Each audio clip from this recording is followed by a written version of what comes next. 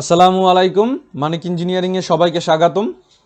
আজকে একটা 55 feet by 31 fit জমির উপরে 2 ইউনিটের একটা তিনতলা প্রজেক্টের ড্রয়িং আপনাদেরকে আমি দেখানোর চেষ্টা করব।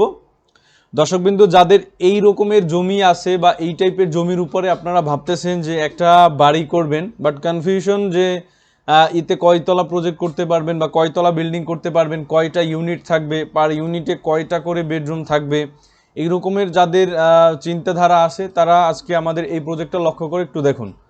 দর্শকবিন্দু, এই জমিটার উপরে মানে 55 ফিট বাই 31 ফিট এই ল্যান্ডটার উপরে আমরা 2 ইউনিটে ভাগ করে 3টা বেডরুমের সমন্বয় এবং ডাইনিং ড্রয়িংয়ের স্পেসটা রেখে আমরা এই ড্রয়িংটাকে সাজিয়েছি। তো আমরা যদি একটু লক্ষ্য করে দেখি, আমাদের মূল এন্ট্রেন্সটা বা এন্ট্রিটা থাকবে হচ্ছে সিঁড়ির নিচ থেকে। তো আমরা সিঁড়ির নিচ থেকে আসার পরেই হচ্ছে দুই পাশে 2টা ইউনিট পাবো। যদি আমরা একটু বাম পাশের ইউনিটে ঢুকি, ঢোকার পরেই হচ্ছে ডাইনিং কাম ড্রয়িং স্পেসটা পাবো, যেটা হচ্ছে 14 ফিট 6 ইঞ্চি বাই 12 ফিট 4 ইঞ্চির। এরপরে এর পিছনে এই কর্নার দিয়ে হচ্ছে একটা কমন টয়লেট পাবো, যেটা হচ্ছে 7 ফিট বাই 4 ফিটের। আর এই জায়গাতে হচ্ছে ডাইনিং স্পেসটা।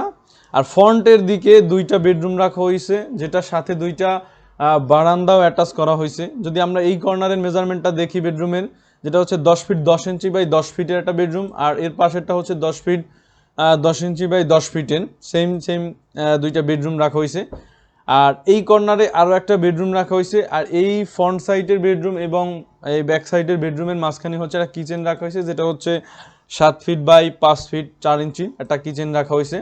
আর এই পেছনের এই বেডরুমটার সাথে আর একটা টয়লেট অ্যাটাচ করা হয়েছে, যেটা হচ্ছে 7 ফিট বাই 4 ফিটের একটা টয়লেট অ্যাটাচ করা হয়েছে।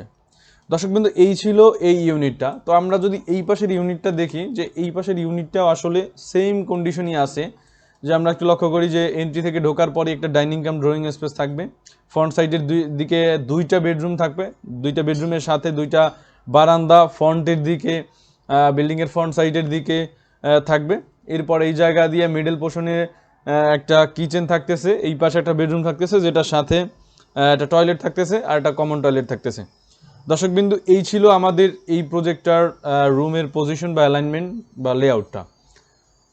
মূলত এটাকে 3টা বেডরুম এবং 2টা করে বারান্দা, 2টা টয়লেট, একটা কিচেন এবং ডাইনিং কাম ড্রয়িং স্পেসের সমন্বয়ে এটাকে সাজানো হয়েছে।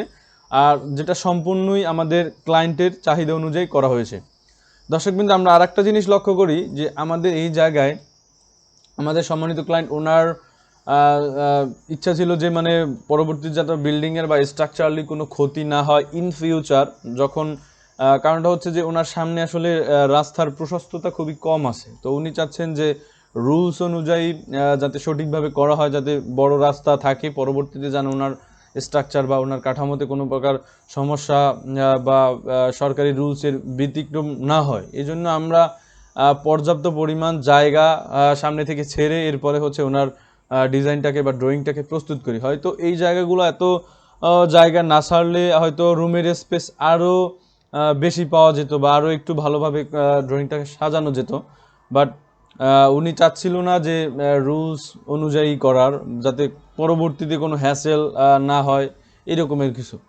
দর্শকবিন্দু, আমি আশা করি যে যারা এই টাইপের বিল্ডিং করতে চাচ্ছেন বা এই রকমের জমি আছে এর উপরে বাড়ি করতে চাচ্ছেন, তো তারা এই টাইপের একটা ডিজাইন দেখতে পারেন, বা আপনি চাইলে আপনার চাহিদা অনুযায়ী আপনি আমাদের থেকে ড্রয়িং ডিজাইন করে নিতে পারেন। দর্শকবৃন্দ, আজকে আমার এই ভিডিওটা এই পর্যন্তই। সবাই সুস্থ থাকবেন, ভালো থাকবেন। আসসালামু আলাইকুম।